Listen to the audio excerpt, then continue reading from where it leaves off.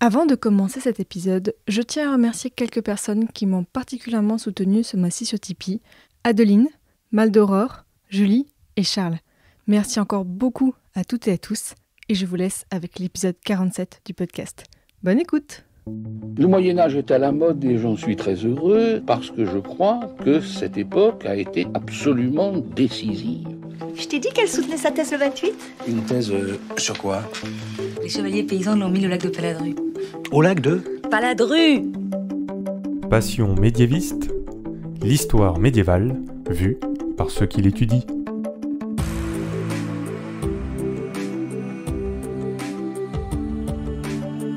Qu'est-ce que l'on sait du Moyen-Âge ? Qu'est-ce que vous rappelez de ce que vous avez appris sur le Moyen-Âge à l'école ? Peut-être pas grand-chose, mais ce n'est pas grave. Je m'appelle Fanny Cohen-Moreau et dans ce podcast, je vous propose d'en apprendre plus, de vous replonger dans cette période de plus de 1000 ans en compagnie de jeunes médiévistes, c'est-à-dire des personnes qui étudient le Moyen-Âge en master ou en thèse. Ça va être l'occasion de faire le point sur des idées reçues et même aller plus loin, explorer cette période par plein d'angles différents, que ce soit l'histoire politique, sociale, culturelle ou même économique. Épisode 47, Peter et les condottières, c'est parti. Excuse-moi, mais il y a des gens que ça intéresse ? Aujourd'hui, dans ce podcast, je reçois un invité un peu particulier. Pour vous qui écoutez, il n'y aura pas de différence avec les autres épisodes. Mais mon invité d'aujourd'hui, autant le dire tout de suite, je le connais bien. Parce que à chaque fois que je sors un nouvel épisode, c'est presque toujours le premier à le repartager sur Twitter, envoyer des messages de soutien, que ce soit sur le Discord de Passion médiéviste ou ailleurs. C'est un peu un membre fondateur d'ailleurs de ce Discord qui est une sorte de forum d'échange entre les anciens invités du podcast et les auditeurs et auditrices. On l'appelle même le renard de la taverne sur ce Discord. Et il se trouve qu'il a le bon goût d'être médiéviste. Donc aujourd'hui, j'ai le grand plaisir de recevoir Peter Morel. Bonjour Peter. Bonjour Fanny, bonjour à tous. Peter, tu es actuellement en Master 2. Tu es actuellement en Master 2 à l'Université de Reims-Champagne-Ardenne, sous la direction de Isabelle Eulandena. Tu prépares un mémoire sur Bartolomeo Colleoni, un condottiere dans l'Italie des Renaissances. Et avec toi, Peter, nous allons parler en général des condottières au XIVe et XVe siècle. On va voir ça avec des mercenaires pas tout à fait comme les autres. Bon, déjà, Peter, première question. Qu'est-ce que ça fait d'être dans le podcast ? C'est une grande joie. C'est une grande joie. Un peu stressé, je le cache pas aux auditeurs et aux auditrices, mais ça va bien se passer. Mais oui, ouais. Peter, je voulais juste savoir aussi, avant qu'on commence, qu'est-ce qui t'a amené à faire un master, un mémoire ? Quel a été ton parcours jusqu'à là ? Alors, j'ai passé le bac en 2014, le bac L, et je prends le poids des années aussi en ce moment. Et au bac, dans l'épreuve de littérature, on avait Lorenzaccio d'Alfred de Musset. Lorenzaccio, ça se passe à Florence, en 1536-1537. C'est l'histoire de l'assassinat du premier duc de Florence, Alexandre de Médicis, par son cousin, Lorenzaccio. De là, j'ai commencé à faire des recherches sur la ville, sur la période, parce que j'avais vraiment adoré l'ouvrage. Et puis, comme quand on commence des recherches, qu'on commence à s'intéresser, on peut dire que je suis tombé dans la marmite en soi. J'ai continué mes recherches à m'intéresser à Florence, à la famille des Médicis, sur toute la période, ce qu'on appelle communément la Renaissance italienne. Et ben voilà, je suis tombé dans la marmite et c'est devenu ma passion. Et donc, tu as fait une licence d'histoire, c'est ça ? J'ai fait ma licence d'histoire. Et arrivé en L3, j'ai hésité entre les différentes possibilités, entre m'orienter vers l'histoire de l'art, le patrimoine, m'orienter directement vers l'enseignement, le CAPES, et au final, je me suis dit, écoute, essaye de croire en toi, lance-toi dans le master recherche. C'était pas du tout ma volonté première en soi. Voilà, maintenant, ça fait 3 que je fais un master recherche, et je m'éclate littéralement dans ce que je fais. Et pourquoi est-ce que tu as voulu travailler sur les condottières ? Alors, j'ai pas voulu travailler sur eux à la base, on peut dire. Ce qui s'est passé, c'est que j'ai envoyé un mail à celle qui est aujourd'hui ma directrice de recherche, Madame Isabelle Eulandena, que je n'avais pas eu en cours en licence, en lui expliquant « Bonjour madame, je souhaiterais travailler sur l'éclosion de la Renaissance italienne ou la Renaissance et ses avant-coureurs, en lui donnant tout un nom, Dante, Pétrarque, ce qu'on appelle les grands auteurs humanistes italiens, les grands artistes comme Léonard de Vinci. On voit que j'avais encore une perception de la Renaissance qui est très commune. Quand on dit Renaissance, on pense Léonard de Vinci, Florence, les Médicis, etc., etc. On s'est rencontrés pour échanger par rapport à cette volonté de faire un mémoire, et elle m'a proposé les condottières. Est-ce que ça vous intéresserait ? Alors, je l'ai regardée avec un air en disant « Mais de quoi elle est en train de me parler ?» Un petit peu. Désolé si vous m'entendez, chère madame. Et elle m'explique, ce sont des mercenaires qui combattent dans l'Italie au XIVe et XVe siècle. Donc rien à voir avec tes envies de littérature, d'histoire de l'art plutôt, là. On est C'est ce que je croyais au début. Ah. En fait, ils ont une place centrale dans l'Italie à ce moment-là, mais une place qu'on ne connaît pas d'eux parce qu'en général, en France, il y a une certaine forme de vide historiographique. On en parle en général dans les ouvrages sur la Renaissance pour dire, au niveau de l'art militaire dans l'Italie de la Renaissance, ou des Renaissances, ce qui est d'ailleurs beaucoup plus logique à dire, il y a des mercenaires qui combattent pour les États. Mais il n'y a presque pas d'ouvrages qui leur sont consacrés directement. Il y a eu un ouvrage qui est sorti en 2011, de Sophie Cassagne-Brouquet et Bernard Doumer, qui s'appelle « Les condottières, capitaines et mécènes dans l'Italie des Renaissances », si mon souvenir est bon. Et la thèse de Pierre Savy en 2013, qui est consacrée à une famille particulière de condottières, qui s'appelle Seigneur et condottières, les Dalvermé. Donc c'est une famille où il y a eu 9 condottières tout au long de la fin du XIVe et du XVe siècle. Sinon, la majeure partie des ouvrages sont étrangers, soit anglophones, soit italophones, et il y a quelques ouvrages germanophones, mais en France, il n'y a pas vraiment d'ouvrages qui traitent directement de ce sujet-là. Juste avant de nous plonger pour savoir qui sont les condottières et tout ça, je pense qu'il est important, Peter, qu'on replace un petit peu le cadre spatio-temporel, si j'ose dire. Donc on est en Italie, à la fin du XIVe siècle, et au début du XVe siècle. Est-ce que c'est la fameuse Renaissance qui commence ? Alors, je vais commencer par lâcher une bombe historiographique, si Oula. on peut dire. La Renaissance n'existe pas. Alors, Attends, quoi ? voilà, dit comme ça peut être assez brut. Il faut nuancer ce qu'on appelle la Renaissance. Les contemporains ne se considéraient pas comme renaissants. Le mot Renaissance, ça vient de l'italien Rinascimento, qui, selon la tradition historiographique, date de Vasari. Vasari, qui était un artiste, sculpteur, peintre à la cour des ducs de Florence puis de Toscane, en particulier de Côme Ier, et plus la conception qui date, alors là directement des contemporains du XIVe et du XVe siècle, de dire de l'humanisme, nous, en somme, nous sommes une rupture par rapport à la période précédente qui est sombre. C'est ce qu'on pense généralement du Moyen-Âge avant de vraiment se plonger dedans. Il y avait une rupture dans énormément de codes, de dogmes, que ce soit dans la conception philosophique de ce qu'ils étaient eux. On passe de Dieu à soi, c'est le but de l'humanisme.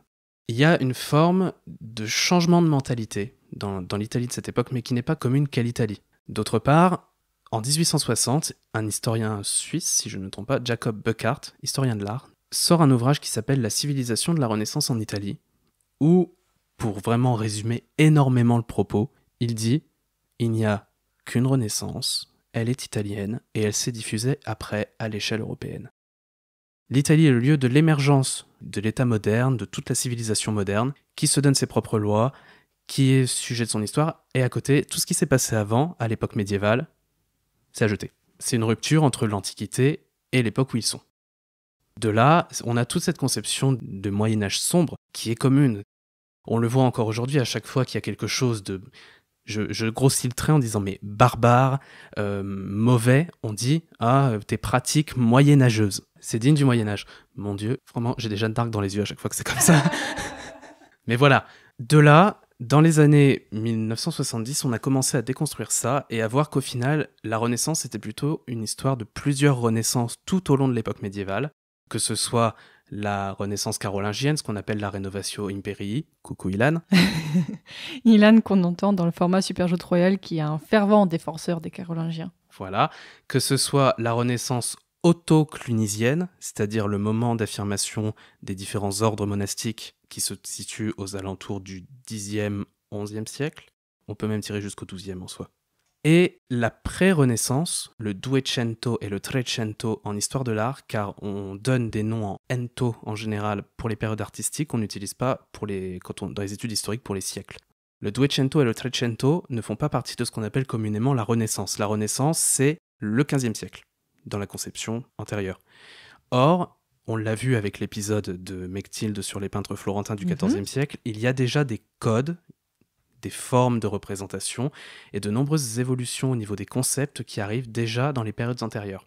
Donc, plutôt que de parler d'une Renaissance unitaire, je préfère utiliser le titre de l'ouvrage d'Elisabeth Crouzet-Pavant, Renaissance italienne au pluriel, parce qu'on peut considérer que les Renaissances sont à la fois plurielles dans les espaces, plurielles dans les temporalités, plurielles dans les différentes formes, que ce soit la politique, avec l'affirmation de l'État, artistique, changement des codes de représentation, changement des sujets de représentation, philosophique, etc., etc.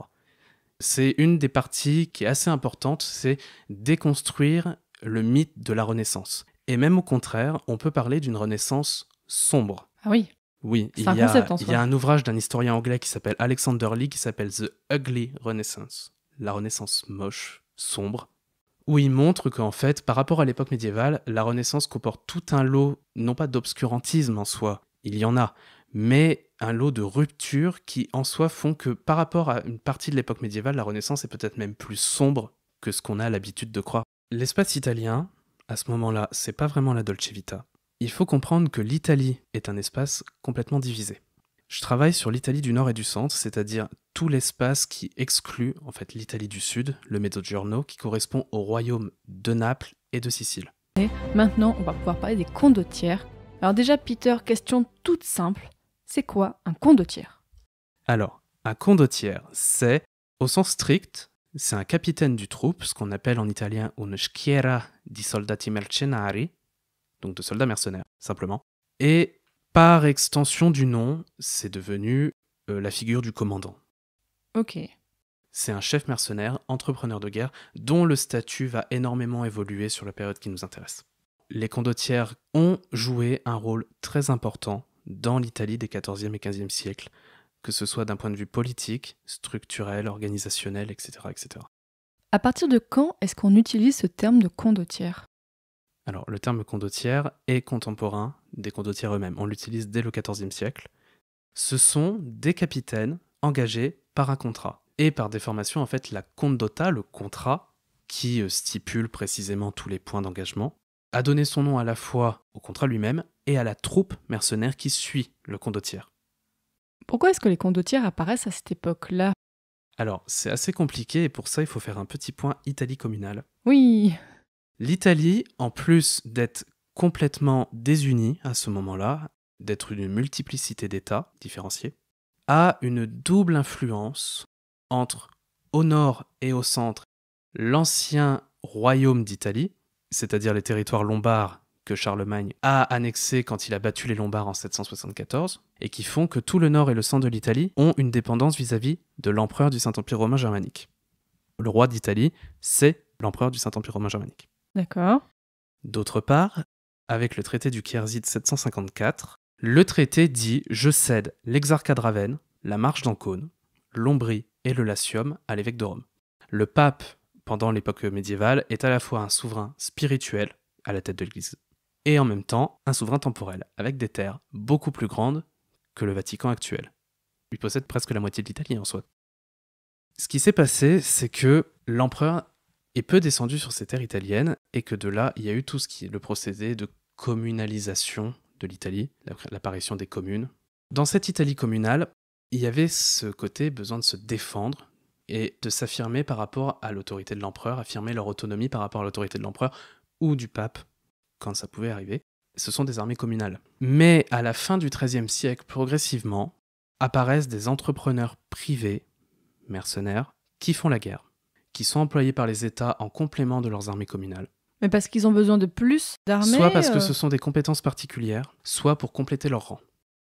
En fait, les condottières prennent naissance dans un changement de l'Italie communale, c'est-à-dire qu'il y a une forme d'enseignement progressif des communes. Les communes évoluent. Certains podestats, c'est-à-dire les représentants chargés de faire la justice dans les villes, réussissent à se faire élire seigneurs ou prennent le pouvoir par la force ou provoquent des changements dans les communes qui font que de plus en plus tu as des seigneuries qui remplacent les communes. Progressivement, les communes ne veulent plus qu'il y ait des soldats qui soient impliqués dans les conflits.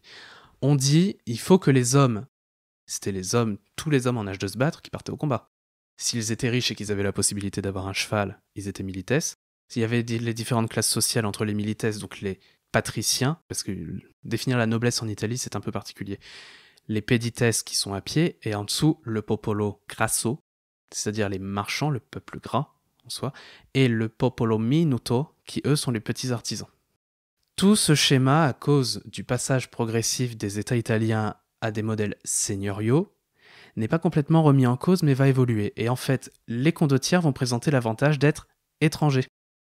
Comme ils sont étrangers, ils ne sont pas impliqués dans les conflits politiques locaux. Ils font la guerre. En soi, on peut parler de vacataires de la guerre. Et c'est dans la décennie 1320-1330 où ils s'imposent de manière durable comme étant les forces armées des différents États. En fait, au XIVe siècle, c'est un âge de stranieri, en italien, d'étrangers.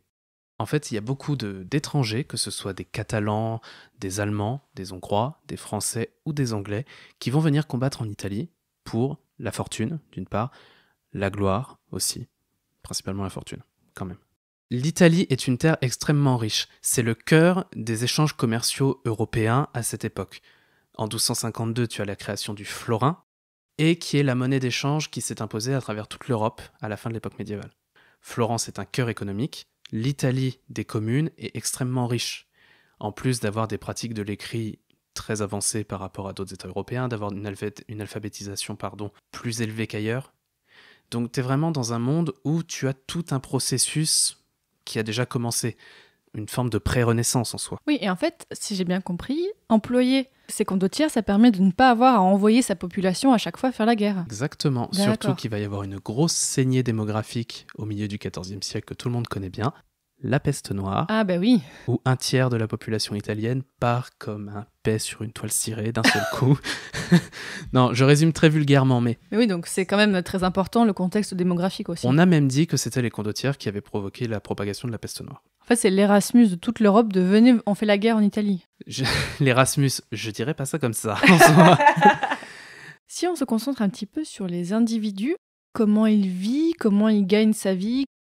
Alors, c'est un véritable travail de négociation. En fait, la compagnie, ce qu'on appelle une compagnie d'aventure, c'est le nom de la compagnie mercenaire, a un système très organisé. Beaucoup plus que quand on pense à un mercenaire, on pense à quelque chose de tout à fait désorganisé, qui part au combat, voilà. Non, c'est vraiment un système extrêmement organisé, qui prend modèle sur les différents États. Les condottières ne sont jamais des pauvres désargentés qui partent au combat, voilà, comme ça. C'est toujours des nobles désargentés, mais qui ont une culture militaire importante, qui ont eu une formation militaire, qui savent combattre. Ils connaissent l'organisation des armées dans les autres parties de l'Europe. Ça reste un modèle très organisé. Il y a aussi quelque chose que tu m'as dit quand on a préparé l'émission, c'est que les condottières, quand même, on ne les trouve pas que en Italie, c'est ça, on les trouve un peu là où il y a des conflits. Le condottière, et plus largement le mercenariat, c'est un sujet, pour moi, d'histoire globale.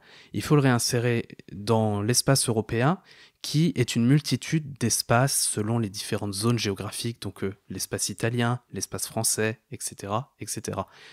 On retrouve des condottières, par exemple la compagnie catalane de Roger de Flor, considérée comme le père de tous les condottières. C'est à la toute fin du XIIIe siècle, qui combat dans l'Empire byzantin. Donc oui, en fait, il y a aussi quelque chose tu as un petit peu dit, mais qui est important de préciser, c'est qu'un condottière n'est jamais seul. On peut même considérer en soi que les condottières, du moins au XIVe siècle, ça sera un peu plus à nuancer au XVe, sont une véritable classe sociale qui se gère entre elles. Au XIVe, comme on est sur un modèle étranger, il n'y a pas toute cette question de la reproduction, de tout ça. Ils vivent entre eux, puisque c'est une compagnie qui bouge. On peut dire en soi, c'est une forme d'État en mouvement qui a sa propre organisation, ses propres trésoriers, ses propres chanceliers, qui est tout le temps en mouvement. Il y a une case de retraite des condottières ou pas? Non, il n'y a pas ça. Ce qui évoluera au XVe, avec la pratique dont on parlera probablement après, de l'insignoriamento, à la fin du XIVe siècle, les condottières étrangers vont partir progressivement, car il y a d'autres combats en Europe, que ce soit la reprise de la guerre de 100 ans, par exemple. De plus en plus de villes, en particulier dans l'Empire romain germanique, vont interdire à leurs habitants de venir combattre en Italie pour se faire de l'argent. Et on a un processus d'italianisation du phénomène condottière qui va faire énormément bouger les choses, puisqu'en soi, le XIVe siècle apparaît comme une parenthèse dans l'histoire militaire italienne, où ce sont des étrangers qui font la guerre pour les Italiens. À la fin du XIVe siècle, les Italiens reprennent la main sur les combats qui ont lieu chez eux, retirent ce péril étranger qui les menaçait, et il y a énormément de changements qui vont apparaître à ce moment-là.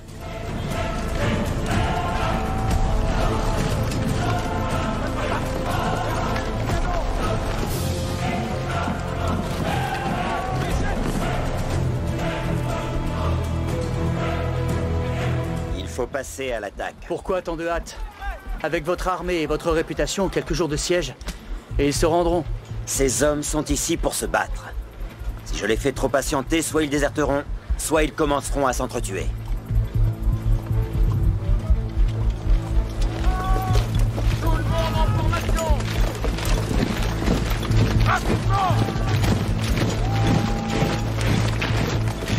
Et justement, tu étudies l'un de ces mercenaires dans ton Master 2, donc ce fameux Bartolomeo Colleoni.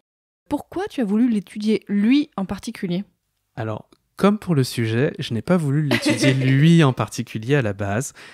Disons que Bartolomeo Colleoni a toujours été un peu un fil conducteur sans vouloir l'être. Il est connu principalement car à Venise se trouve une statue équestre le représentant qui a été dessinée par Andrea del Verrocchio, le maître de Léonard de Vinci. D'accord. Qui a été coulée par un sculpteur vénitien qui s'appelle Alessandro Leopardi plus tard, et qui est actuellement sur le Campo Zanzanipolo à Venise. C'est une place au nord de Venise, à côté d'une basilique. On mettra la photo sur le site passionmedieviste.fr. L'histoire de la statue est un peu particulière, c'est qu'à la base, Colleoni voulait que la statue équestre soit édifiée sur la place Saint-Marc. Le melon du mec, quoi. On ne se refuse rien. Mais les Vénitiens, jugeant que la place Saint-Marc était le cœur politique de la cité, ont trouvé une parade en disant « on va pas le mettre sur la Piazza San Marco, on va le mettre à proximité de la Scuola di San Marco », sauf que du coup la statue se retrouve à l'opposé de la ville, isolée sur une place. D'accord.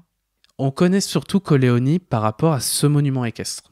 Au début de mon Master 2, où je m'orientais plus sur des recherches consacrées aux vies, aux morts, aux sépultures et au testament des condottières, j'ai fait des recherches autant que possible dans les fonds italiens à la recherche d'un testament de condottière, tout simplement. Ça a été retracer complètement le parcours des différents condottières que j'avais, parce qu'en soi, ils sont extrêmement nombreux.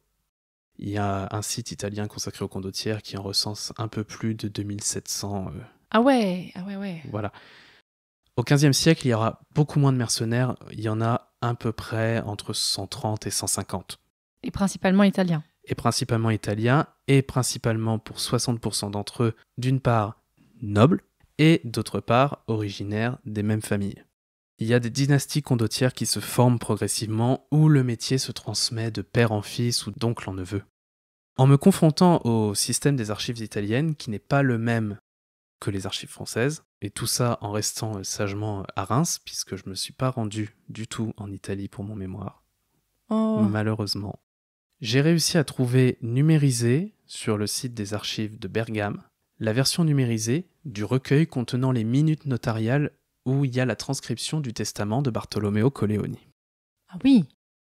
Quand je dis que les joies de la recherche, c'est à partir d'une note de bas de page découvrir des sources, j'ai passé toute ma première année sans sources. À la recherche de sources où c'était vraiment un mémoire de bibliographie. Elle n'avait jamais été étudiée? Alors, elle a été étudiée en Italie, car les condottières sont bien évidemment beaucoup plus étudiées en Italie, mais d'un regard français, pas que je sache.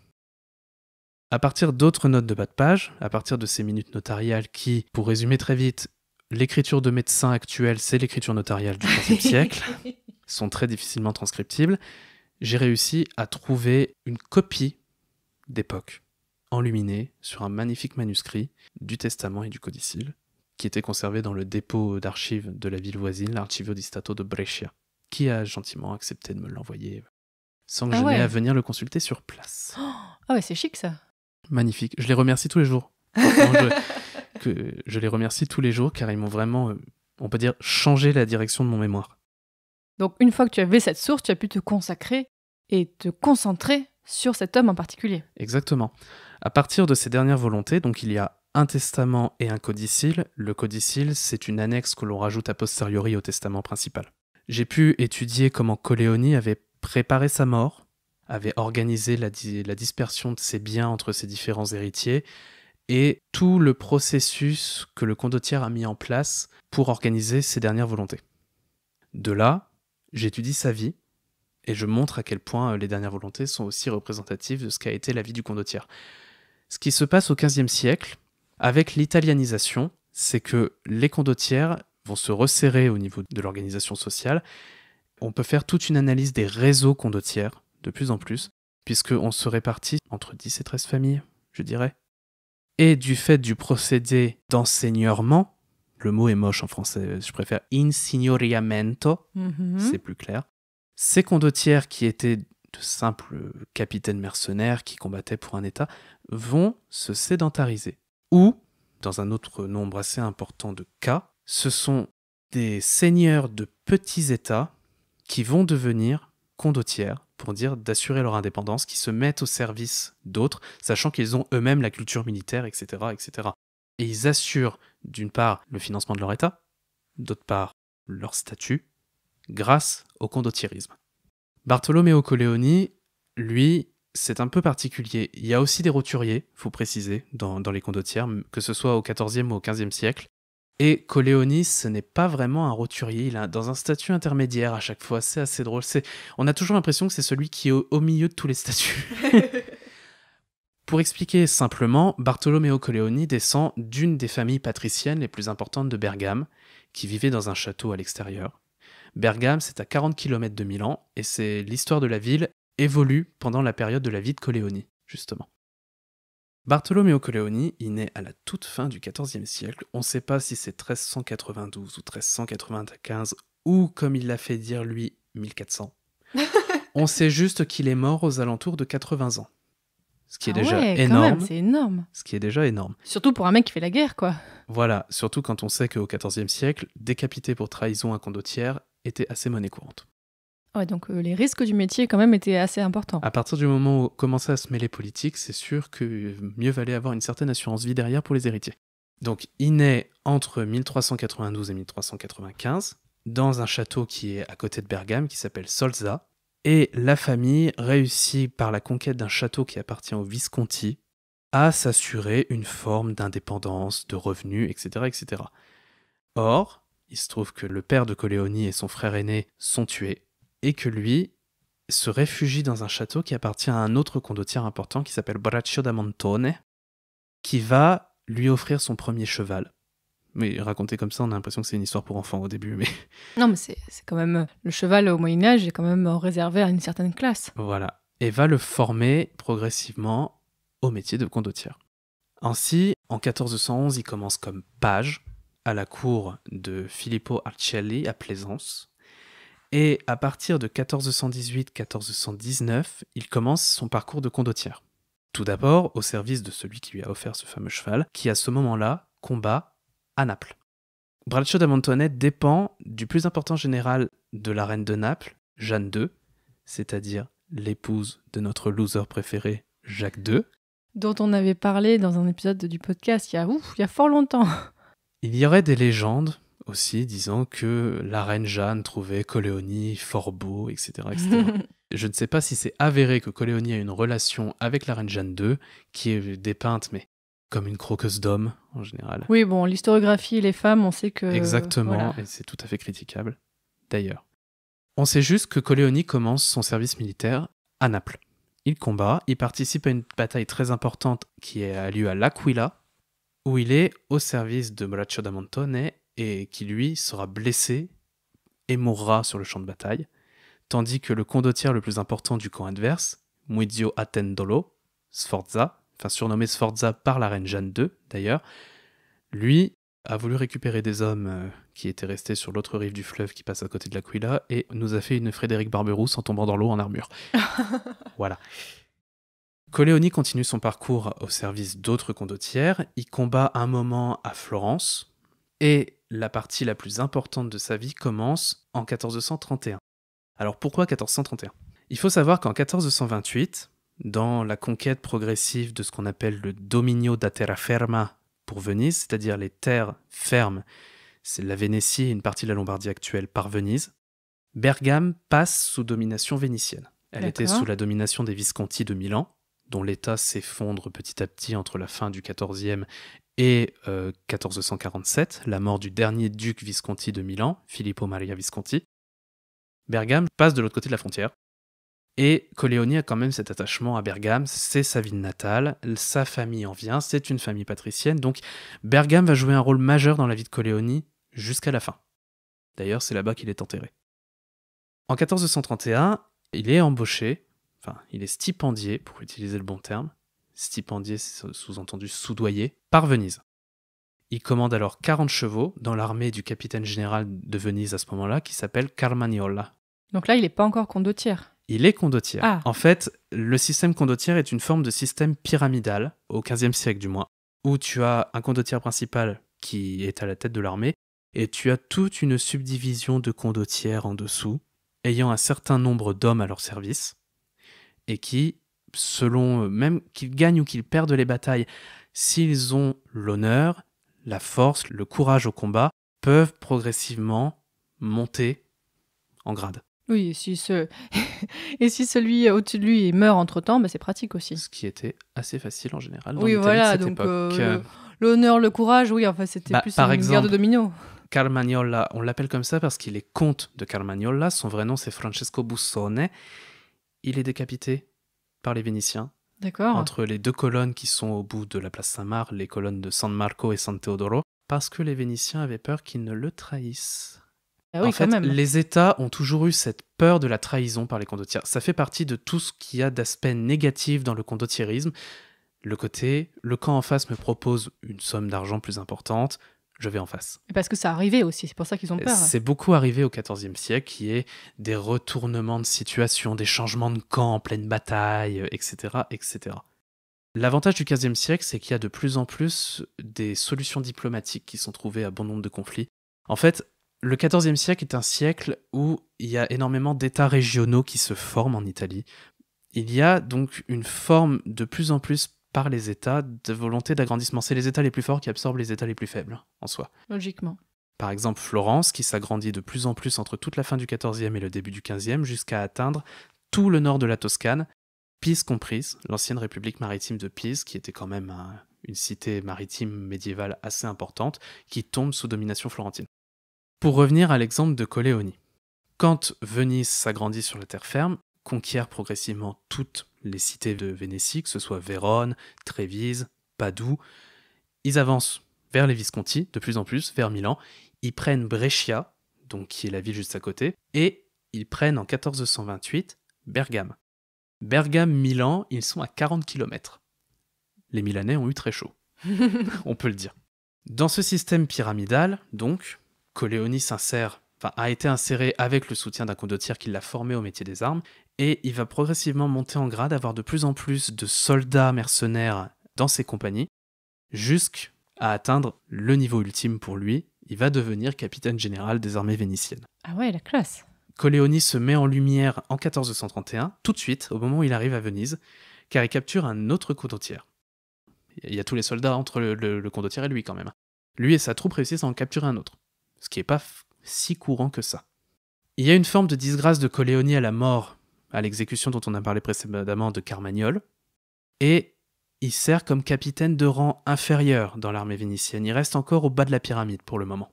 Progressivement, il va participer à toutes les campagnes que Venise va mener pendant toute la décennie 1430-1440.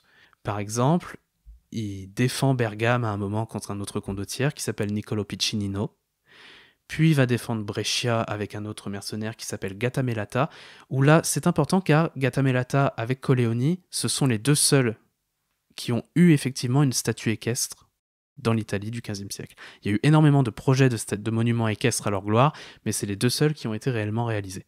Donc il combat de plus en plus, sachant qu'à ce moment-là, il y a énormément de guerres, ce qu'on appelle les guerres anti-Visconti, entre majoritairement les Vénitiens et les Milanais. C'est toute la constitution progressive dont on a parlé, voilà. Il combat beaucoup. Accessoirement, entre-temps, en 1433, il se marie avec Tisbe Martinengo, qui vient de la famille des Martinengo, une famille où ils font aussi du condottierisme. Ça reste bien cohérent. On reste vraiment dans ce système de classe et de réseau. Il monte en grade, il obtient des fiefs, car la condotta va évoluer, elle ne fixe plus uniquement les durées d'engagement, le moyen de paiement. Au XIVe siècle, c'était les États qui finançaient par exemple les chevaux, l'équipement, tu avais des clauses qui permettaient de renouveler les chevaux quand ils mouraient au combat, selon les types, avec une somme, un remboursement à la clé, etc., etc. Au XVe siècle, là où ça change, c'est que le condottiere est propriétaire de sa troupe. Les soldats ont une vraie dépendance et une vraie fidélité avec le condottiere en chef, qui est en haut, puisque c'est lui qui les recrute. C'est vraiment...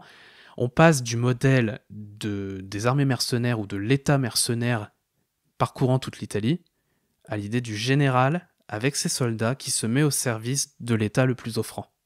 D'accord. En 1442, il se passe ce qui peut se passer souvent avec des vacataires, Coleoni n'est pas payé par Venise. Ah oui. Il déclare ne pas vouloir renouveler son contrat et il passe à l'ennemi. Il est embauché par Filippo Maria Visconti, le duc de Milan. Alors là, ça faisait quasiment 15 ans qu'il était, 10 ans qu'il était bien fidèle à Venise, et juste parce qu'il n'a pas d'argent, paf, il passe à l'adversaire. L'argent reste le nerf de la guerre, quelle que soit l'époque. Donc il passe au service de Milan, il reçoit 1500 chevaux en soldats et un château en résidence. Oui, ça va, il est bien accueilli, quoi. Il est plutôt bien accueilli. Il effectue diverses missions pour les Visconti pendant la période où il les sert. Il combat avec d'autres condottières, tout pareil. Et il se passe quelque chose de tragique, si on peut dire.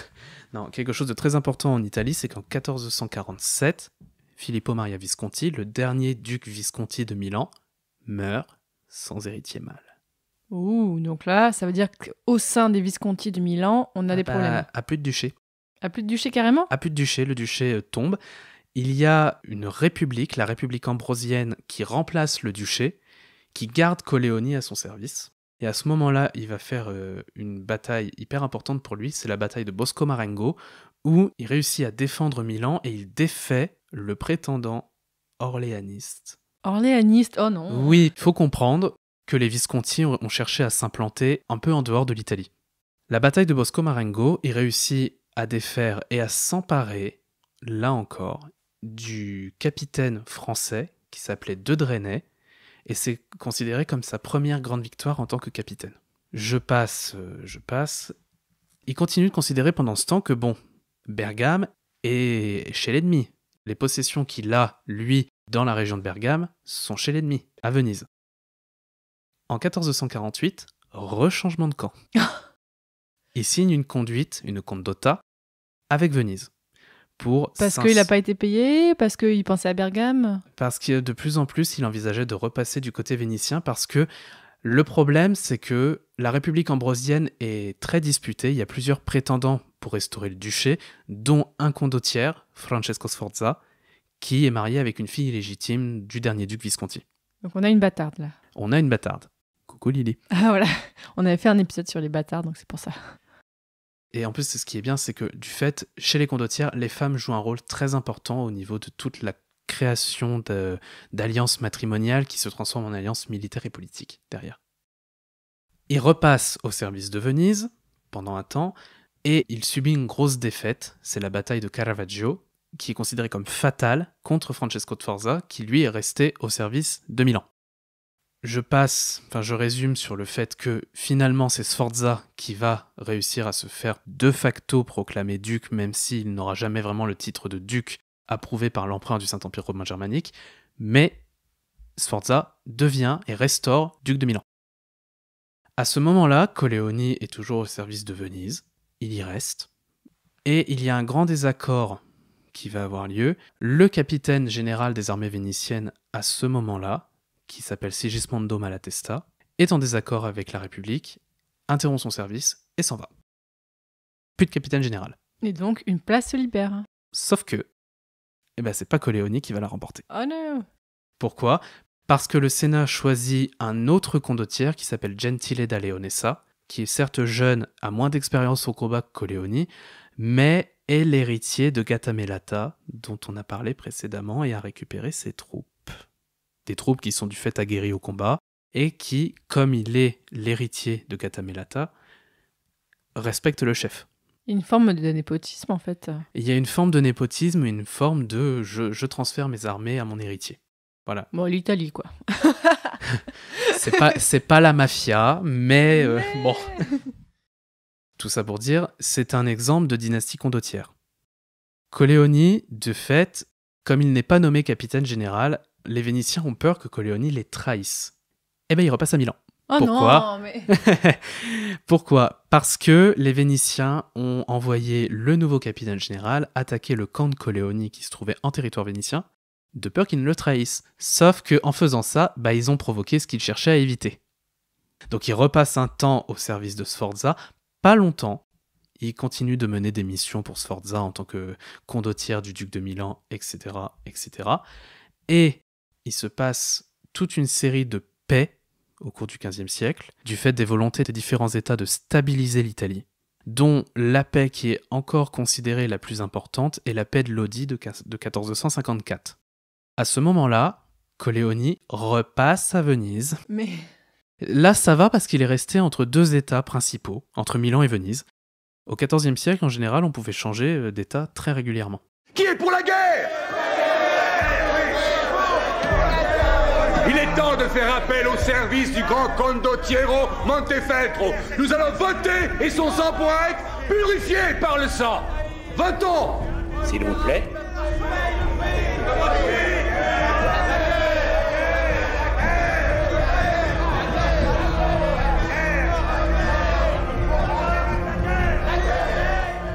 Donc là, il est à peu près quoi, 60 ans?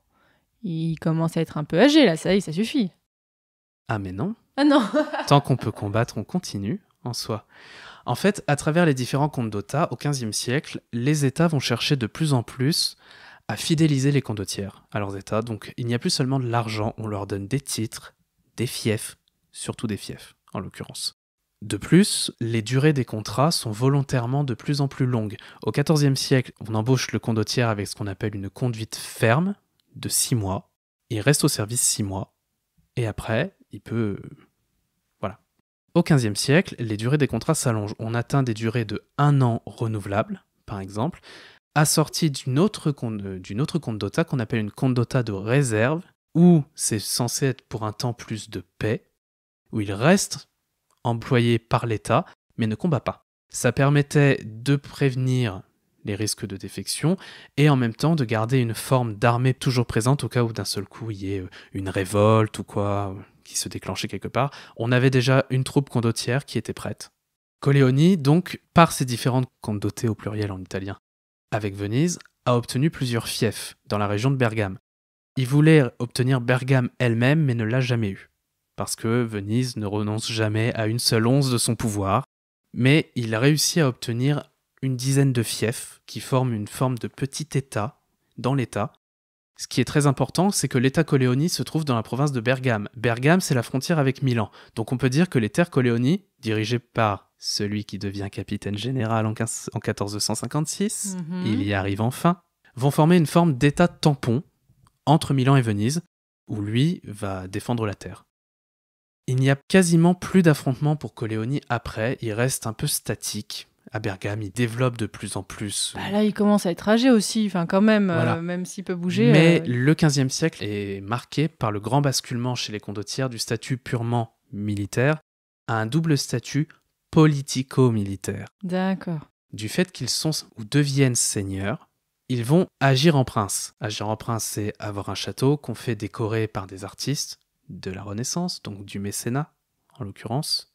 C'est préparer ses dernières volontés, la transmission de ses biens, faire des œuvres de charité ou des œuvres pieuses, créer ou rénover des monastères par exemple, et prendre soin de la population dont on est, même si chez Coleoni, il reste toujours la tutelle vénitienne au-dessus. Il a cherché de plus en plus à s'en affranchir, mais elle reste toujours là.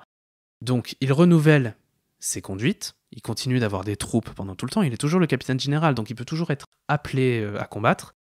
Il va combattre une seule fois, c'est dans un cadre de révolte d'exilés florentins contre la famille Médicis, qui avait, ça reste le principe du prince sans couronne à Florence, où les Médicis sont au pouvoir sans l'être officiellement, il y a toujours un régime à façade républicaine, mais ces exilés florentins anti-Médicis ont embauché Coleoni.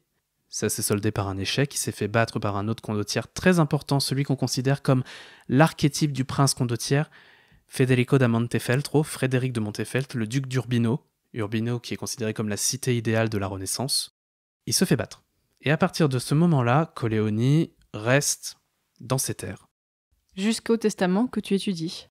Jusqu'à sa mort. Il joue quand même un rôle fondamental du fait de ses fiefs, de ses différentes possessions et de son statut, mais il ne combattra plus. Je fais une ellipse. Ouais. Je passe de ses derniers combats à 1475, c'est l'année de sa mort. Fin 1475, Coleoni tombe très malade. Il a l'hépatite. Ah ouais. truc moche. En général, les condottières souffrent de la goutte, du fait de leur côté très princier, consommation excessive de viande, etc., etc. La maladie du condottiere, souvent, c'est la goutte. Par exemple, Frédéric de Montefeltre est mort de ça, de la goutte. Les Médicis, c'était une famille qui était tous touchés par la goutte. Et Coleoni, il a l'hépatite. On sait juste qu'il en suit une longue agonie de plus d'1 mois, où il est dans son château, et où là, il va finir par y mourir. Et c'est là qu'il rédige le testament ou il avait déjà rédigé un peu avant? Alors, il a déjà fait un testament en 1468, qu'il a cassé pour faire un testament en 1475. D'accord. Sur son lit de mort, où il y a plusieurs notaires, avec des témoins dans sa chambre de mourant, on peut dire. Et il dicte ses dernières volontés. Est-ce qu'il y a quelque chose de particulier dans ses volontés? Alors, le testament concerne précisément toute sa relation avec, d'une part, sa famille, sa cour, car il avait fait dans le château qu'il avait acheté, au milieu de ses fiefs, le château de Malpaga, où il meurt. Il a organisé une cour. Il a des sénéchaux, des chanceliers, il a même des bouffons, toute une cour, princière. C'est le principe du condottiere qui veut être prince. Donc, il donne un peu à toute sa cour, il distribue de l'argent, ses fiefs, ses biens, tandis que le codicille est plus important car il correspond à ses relations en particulier avec Venise. Il rajoute un peu pour ses filles illégitimes, etc., etc. Mais il y a vraiment une dissociation. Le testament le concerne lui plus directement, alors que le codicille, c'est un ajout qui a lieu 2 jours après la rédaction du testament. Il rajoute encore de nouveaux items. Pour Venise, c'est dans le codicille, par exemple, qui demande la fameuse édification de la statue dont on a parlé. D'accord, c'est donc une statue, oui, post-mortem. La statue, il demande une image pour la mémoire perpétuelle du condottiere, qui sera élevée sur la place Saint-Marc. Oui, finalement non. Mais finalement non, voilà, et c'est toute l'histoire. Il meurt, et il avait entrepris l'édification à Bergame, dans la ville haute, à proximité de la basilique Santa Maria Maggiore, d'une chapelle, la Cappella Coleoni, où il a été mis. Le seul problème, c'est qu'il est mort un peu vite et que la chapelle n'était pas terminée. Mais du coup, il a été mis dans son tombeau 2 mois après sa mort.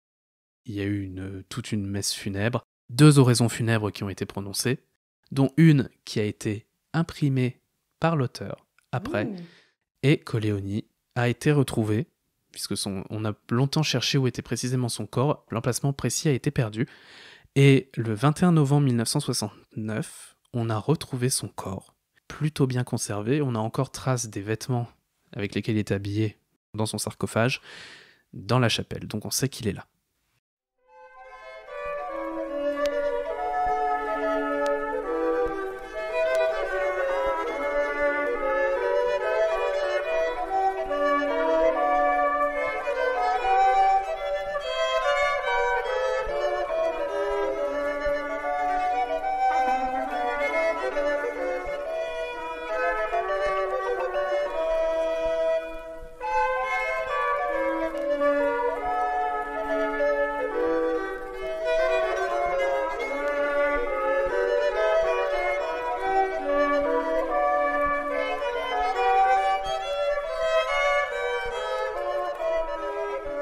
Et jusqu'à quand va perdurer le statut des condottières?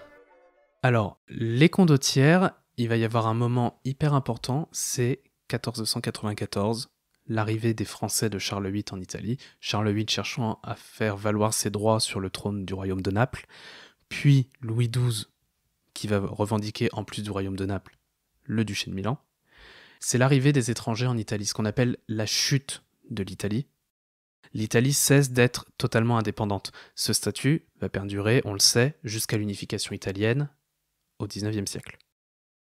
Les contemporains commencent à dire que le modèle condottiere a été absolument néfaste, et c'est de là que vient toute cette part extrêmement négative de la perception qu'on a des condottières aujourd'hui. Par exemple, l'un de leurs principaux détracteurs, c'est Machiavel, qui dit « Les mercenaires et auxiliaires sont inutiles et dangereux. Si quelqu'un tient son pouvoir fondé sur les armes mercenaires, il ne sera jamais solide ni sûr. Elles ne veulent bien être à votre solde pendant que vous ne faites pas la guerre, mais lorsque vient la guerre, ne veulent que s'enfuir ou s'en aller. Chose dont je devrais avoir peu de peine à persuader parce qu'aujourd'hui, la ruine de l'Italie n'est causée par rien d'autre que s'être reposée durant nombre d'années sur les armes mercenaires. » Donc là, clairement, il désigne les condottières. Et ça va rester dans l'historiographie pendant très longtemps. Les condottières, quant à eux, du fait de cette arrivée d'armées étrangères, ils vont continuer d'exister en soi.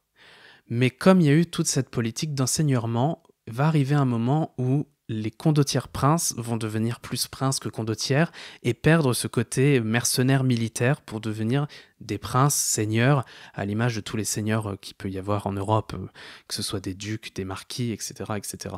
Mais on trouve encore des condottières jusqu'environ les années 1550, quand on sait que la fin des guerres d'Italie, c'est le traité du Cateau Cambrésis en 1559, le phénomène condottière s'essouffle de plus en plus, déjà par cette volonté des États d'avoir des armées permanentes, donc de les garder à leur service, et d'autre part, par cette arrivée étrangère en Italie qui va faire qu'on va vraiment passer sur le modèle des armées étatiques, organisées, structurées, et où le mercenariat disparaît. Et ce qui est intéressant aussi avec les condottières, c'est que aujourd'hui, là attention, petit flash forward, on avance au XXe siècle, eh bien les condottières sont présents dans certaines choses. Alors moi j'avais entendu parler des condottières et j'avais aucune idée de ce que c'était pour la première fois dans un jeu de société, vraiment un jeu de société avec des petits jetons et tout, qui s'appelle Citadelle, où on a plusieurs personnages, et un des personnages, c'est le condottière, qui en fait a un pouvoir de destruction. Et donc raconte-nous un peu, Peter, comment ça se fait qu'on parle encore des condottières aujourd'hui ? En fait, du fait des modèles de représentation des statues équestres, on se souvient des condottières plus pour ce côté très héroïque au combat, ce côté de figuration théâtrale, parce qu'en soi, une statue équestre, c'est une belle représentation, que pour tout ce côté sombre que l'historiographie a créé autour d'eux. Par exemple, la statue équestre de Bartolomeo Colleoni à Venise, je l'ai retrouvée dans un film d'animation japonais des studios Ghibli que beaucoup de monde doit connaître, qui s'appelle Kiki la petite sorcière. Ah bon ? Oui. Au tout début, à son arrivée dans la ville, elle mange son déjeuner au pied d'une statue. La statue en question est clairement inspirée, et on peut même dire que c'est la représentation de la statue équestre de Venise. Ah, c'est génial. Après, je fais partie de la génération qui a connu les premiers Assassin's Creed quand ils étaient encore adolescents. Les jeux vidéo, ouais. Il y a des condottières dans Assassin's Creed. Ouh. Un qui a été totalement inventé, l'oncle du héros, l'oncle d'Ezio, Mario Auditore, qui est à la tête de Monteriggioni. On le dit mercenaire, mais on précise pas que c'est un condottière. Souvent, on occulte le côté condottière pour dire c'est un chef mercenaire. Oui, pour résumer, au moins on comprend bien. Et un qui a vraiment existé, Bartolomeo d'Alviano. Lui, c'est celui qu'on voit qui cherche toujours son épée Bianca partout et qui fait Bianca, je t'ai retrouvé. On le représente un peu comme un couard qui a peur du combat, alors qu'en fait, Bartolomeo d'Alviano a été assez important puisqu'il a participé à une défaite très importante des armées vénitiennes en 1509 qui s'appelle la bataille d'Agnadel, et il a participé à la bataille de Marignan. Ah, d'accord. Voilà. Dans tout le côté un peu propagande de la monarchie française qui a dit Marignan est une victoire éclatante de la monarchie française, on oublie que Venise était alliée des Français à ce moment-là et qu'il y avait des renforts vénitiens qui sont arrivés sur le champ de bataille dirigés par des condottières.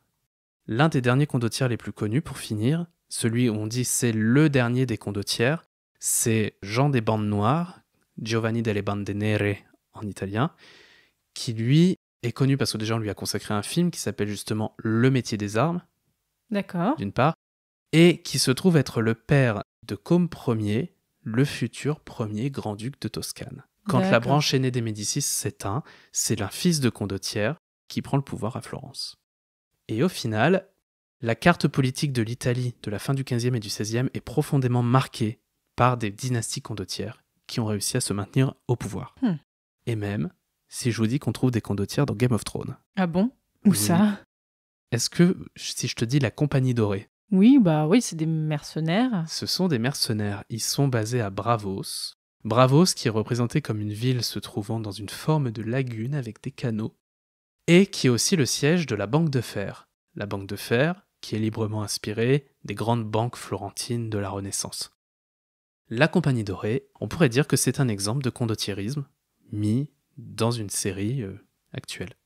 Comme quoi, on retrouve des condottières partout, même dans Game of Thrones. Suivant. Allez, encore un. Je suppose que vous parlez pas la langue ? Bah tiens, allez, un mercenaire. Je fais la guerre pour machin, je fais la guerre pour truc, la seule chose qui m'intéresse c'est le pognon. Alors, parce que vous avez des grosses haches et que vous avez l'air plus ou moins entraîné, je peux pas vous virer d'office. Je vous envoie à la guérite numéro 2. Mais si c'était que de moi, vous aurez déjà reçu un coup de pompe dans le cul. Allez.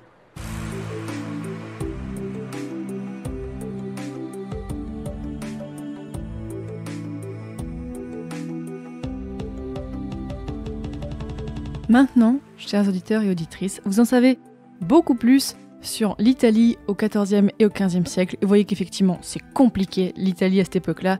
Donc merci beaucoup Peter Morel pour tout ce que tu nous as raconté, c'était passionnant. Ça y est, j'ai envie d'aller en Italie maintenant, dès que ce sera possible. Merci à toi Fanny. Si vous voulez en savoir plus, si vous voulez vous replonger dans le contexte, allez voir sur le site passionmédiéviste.fr, on mettra des explications, on mettra des cartes, on mettra des photos de cette fameuse statue équestre.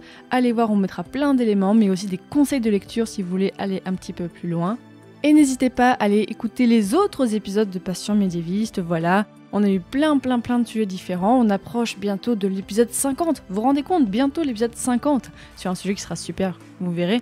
Et voilà, vous avez aussi plein d'autres formats à écouter dans Passion médiéviste, si vous voulez vous imprégner du Moyen-Âge, il y a plein de choses. Et si vous l'écoutez dans les premiers jours de sa diffusion, il y a bientôt un nouveau podcast qui sort, qui s'appellera Passion Antiquité, Antiquité avec un S. Je vous laisse aller voir dans votre application de podcast s'il est déjà disponible, mais sinon, soyez patients, il arrive, donc on va faire ce qu'on fait déjà dans Passion médiéviste et dans Passion moderniste, là où on parle d'histoire moderne, mais dans Passion Antiquité, on va parler de toutes les antiquités, voilà, je suis très contente du lancement de ce nouveau projet. Je tiens à remercier spécialement Jonathan qui fait le montage, en fait, ça fait quelques mois que grâce au soutien des personnes sur Tipeee, je peux payer quelqu'un, donc en l'occurrence Jonathan qui fait le podcast Osef à l'écouter, je peux l'employer et donc sortir encore plus d'épisodes de Passion médiéviste grâce à vos soutiens sur Tipeee. Ce mois-ci, je tiens à remercier Aurel, Sam, Rita, Clémentine et Hélène. Merci encore beaucoup pour tous vos messages d'encouragement, je les lis tous et chacun m'encourage à continuer. Et quand j'ai des moments de baisse de morale, en fait, il me suffit de les relire et paf, c'est bon, je suis repartie. Et justement, voilà, là, après la sortie de cet épisode, vous allez voir qu'il y a un format spécial qui va arriver fin janvier sur Passion médiéviste. Je ne vous en dis pas plus, mais je vous préviens, il y aura beaucoup de choses à écouter. Je vous laisse découvrir ça. Et dans l'épisode 48, qui sortira normalement début février 2021, on parlera des recluses au Moyen-Âge. Salut!